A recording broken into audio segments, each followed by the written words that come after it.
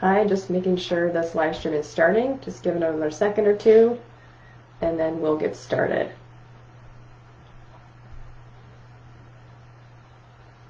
All right, looks like we're on. Welcome to day 2 of Steph's Take live stream series, where I feature concepts from 2 books through the lens of the accountability evangelist.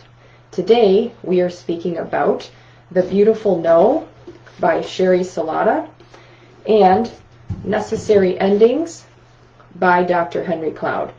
So I'm going to start with the necessary endings first. And so I highlight my books. I got yellow highlights in all my books from when I've read them in the past. And I haven't read this book in probably 5 or 6 years. When I went back to it, I realized it's actually quite a bit about a business, meaning it's a business book. In fact, the tagline says, the employees, businesses, and relationships that all of us have to give up in order to move forward. But interestingly, my recollection about the book is really more about the personal messaging of necessary endings, and so that's really where I focus. So a couple of major concepts from the book that I want to make sure you know. First of all, endings are normal. Nothing to be concerned about or avoid. In fact, if you don't do them, you can't move forward. The second one is that ending well is very important, and so I'm going to read directly from the book for this piece. When we fail to end things well, we are destined to repeat the mistakes that keep us from moving on. Learning how to do an ending well and how to metabolize the experience allows us to move beyond patterns of behavior that may have tripped us up in the past. So that means you need to process the emotions that you feel when there's an ending, whether it be a relationship or a job or something else that's of significance to you. If you kind of get stuck in denial and you just move on without processing it, you won't get the proper closure and you won't really get to move forward. Because one of the assertions from the book is that you really can't have a foot in both camps. You can't be having one foot in the past and one foot in the future. You really need to close one chapter before you start another. Pruning is a concept they talk about. You're probably familiar with pruning and gardening and that type of thing and how healthy that practice is. And in the book, Dr. Cloud recommends that it be strategic. So you're not pruning just for the sake of getting rid of things. You're doing it purposely because doing that will move you toward a greater goal. So looking at my notes, I have another quote I wanted to share with you in the book. And actually, it's about creating urgency. So once you decide that you need to end something, or maybe you haven't really made the decision yet, typically it's something that you're avoiding. In order to create the urgency for you actually to take action, you need to focus on both the negative and the positive.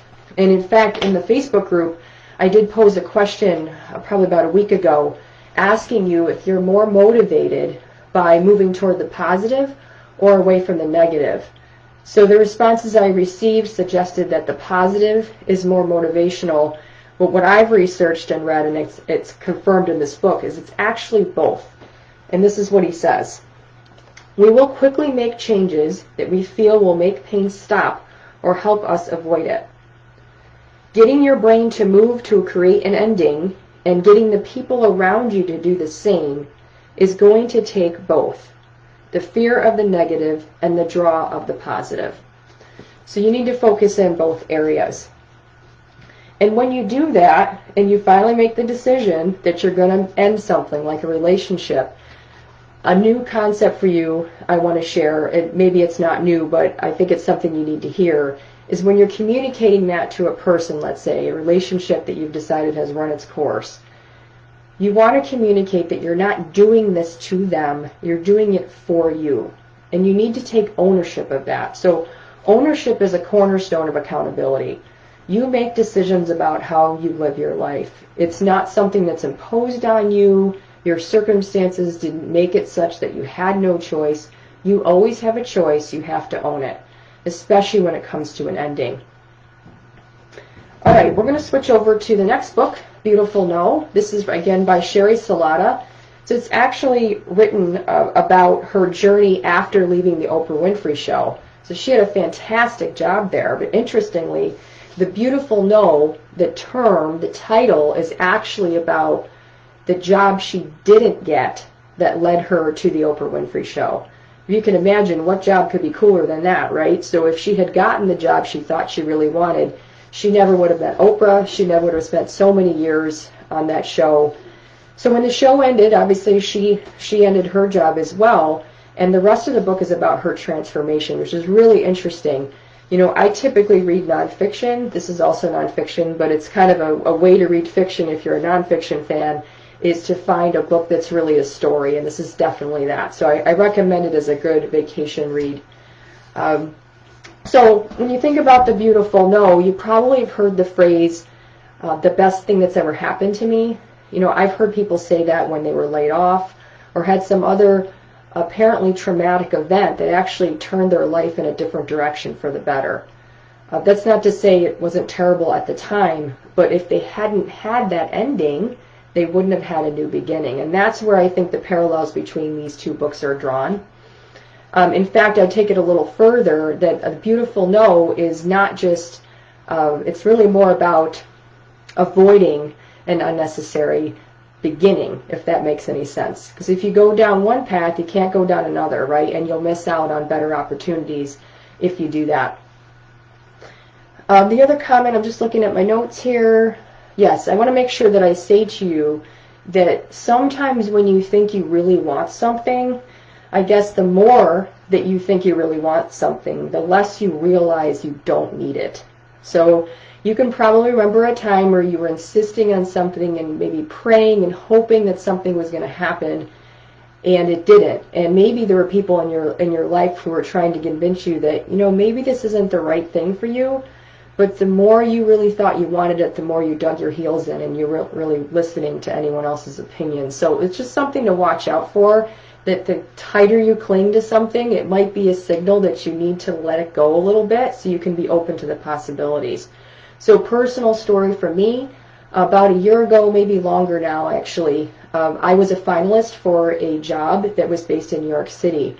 And I thought I really wanted the job at the time when I went for the interview, the in-person interview, and I left. It was a great interview. I left the office. It turned out my flight was canceled, which, you know, happens a lot, traveling to New York. And somehow I got stuck in this not-so-great hotel overnight. I was supposed to be home by then, obviously, and I missed the opportunity to pick up my girls from their summer camp. And I'm just sitting there in the hotel room thinking, what am I doing? Am I really going to work from home and travel every single week to New York? Am I really ready for that? So I didn't get the job. And I was still very disappointed, but the things that have come in my life since then show me that that was probably the best thing that could have happened to me at the time. Of course, I didn't know that at the time. So to wrap up, I just want to make one final point, that when you're dealing with endings or beautiful no's, don't do it alone, right? There's no reason to be a hero.